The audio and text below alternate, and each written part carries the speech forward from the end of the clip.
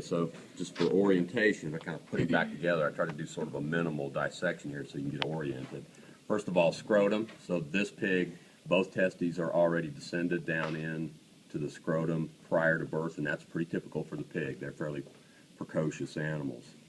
So scrotum externally, and then I just did the same dissection so I could just get some space to work here, and then I made one incision right over the top of one of the testicles. So one testicle is still retained here in the scrotum that you can't see, and then as I did this dissection, now you can see the testicle itself, and this is actually part of the epididymis here that's still developing. It hasn't fully developed.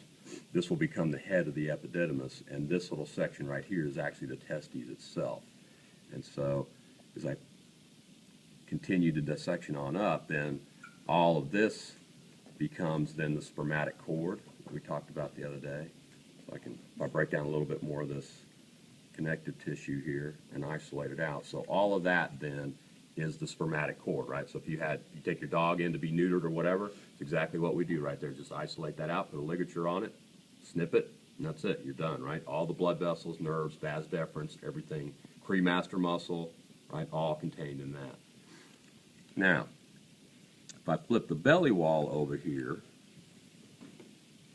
so again, think of this, testes in the scrotum, spermatic cord, including the vas deferens, which is taking spermatozoa from the testes up to the urethra.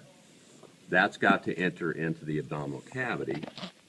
Of course, at that point, we call it the vas deferens. And you can see right here, if I pick this up, this little tube dives down in the body wall, and if I pull on it, it moves the testicle, right? Okay, so these two are connected. So that's the inguinal canal right there. I take my forceps and push it down in there and follow this tube. That is the vas deferens right there.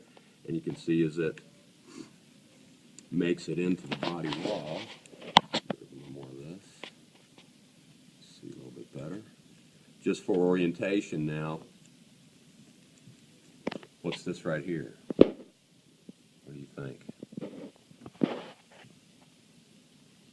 Large green tube, much like the rest of the digestive tract that's heading down into the pelvis. Colon, right? That's basically the descending colon. It's becoming the rectum, right? And some of you were asking about bladder. There's the urinary bladder right there, okay? And right beside it, there's umbilical arteries, which are paired.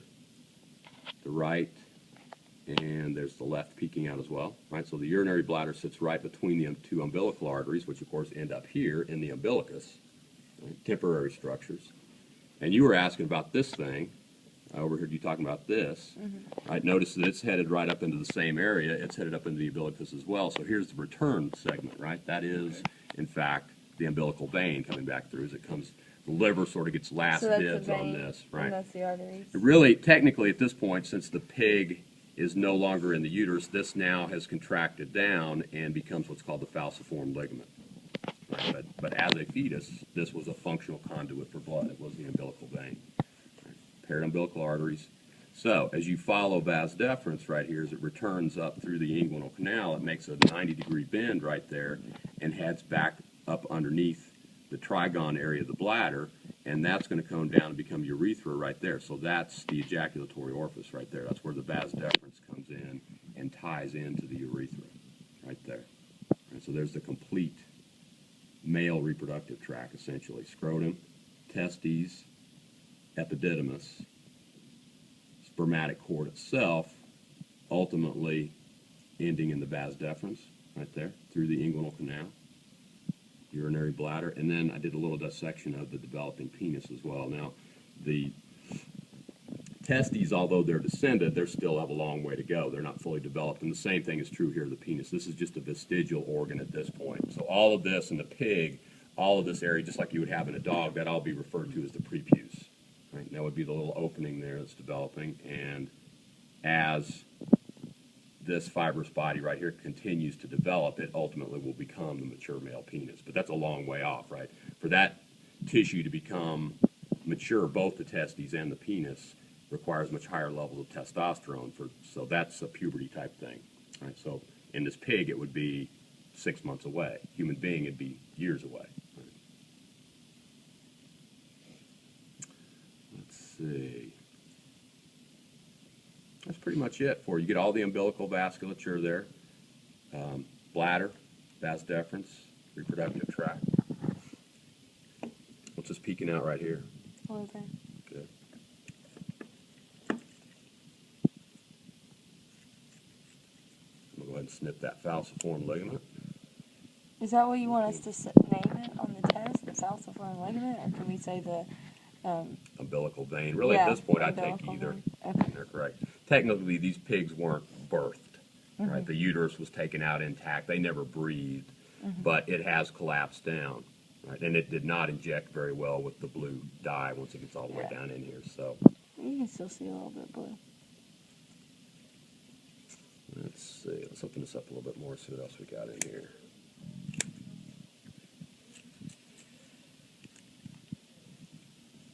Liver, good.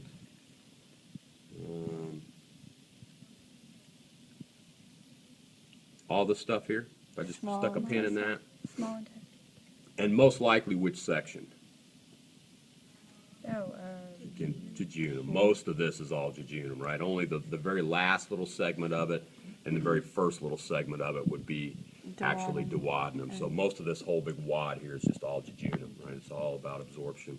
Now here's where pig and human beings separate. Here's that thing called the spiral colon, and no wonder, right? I mean, you can just see it's all spiraled right on top of itself. So rather than just having that simple ascending, transverse, descending construction that we have, they have this big convoluted thing called the spiral colon that intervenes in here. And this helps them be a little bit better omnivores than we are.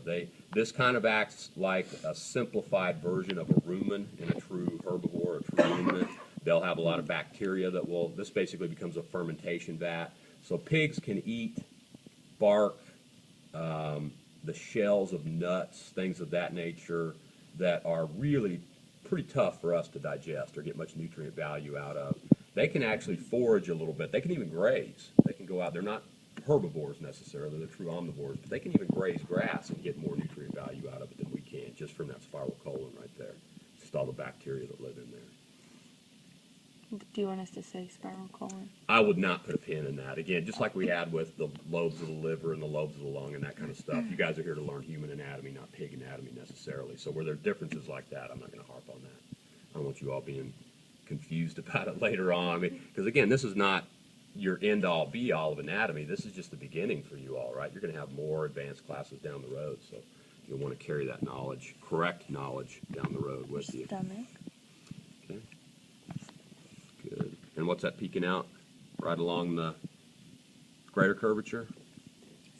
pain, spleen. Spleen, right. Spleen is the more obvious, very thin, but very smooth, homogeneous looking tissue there. There's the gastrosplenic ligament right there that connects the two. And then, let's see what we have on this specimen. Break some of that gastrosplenic ligament down. And it's this right here. Coming out of the stomach. Okay. Last section of the stomach right there. Can you look at the pylorus? What's going on? Okay. Outflow the stomach. Pylorus. Pylorus. Is that thick? Musculature. I will need to know like that, right? Well, these are good landmarks to get your bearings, you know, because if I want you to recognize the pancreas, which is that little sheet of tissue right in there, then I would have to stick some pins in here and reflect the stomach back, you know, get it out so that you could see that, in fact, there's the greater curvature, there's the pylorus, and if that's the pylorus, that little section right there, excuse me, has to be the duodenum, right? First section that's coming out of, get rid of a little bit more of these membranes here.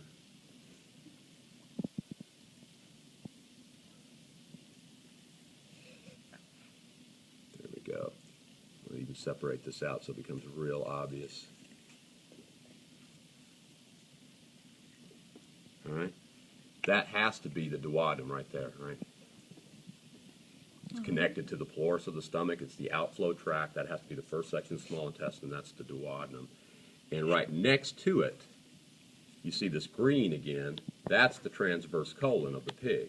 Right? So that would be the normal anatomy that would be typical of what you'd see in a human being. Right? So duodenum and transverse colon are right next to each other. And in that same area, right next to duodenum, transverse colon, and ventral surface of the stomach, you'll see that little cobblestone sort of tissue down in there. It's not very prominent. It doesn't look like a big solid wall of tissue because it's not. It's basically just little sheets of tissue in there. That's your pancreas.